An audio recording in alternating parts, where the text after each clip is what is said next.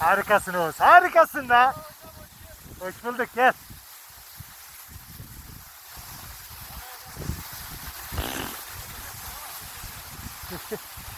Yakışıyor.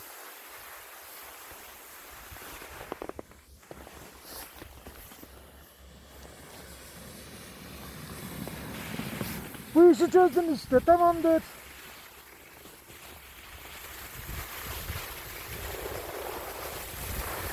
Bir.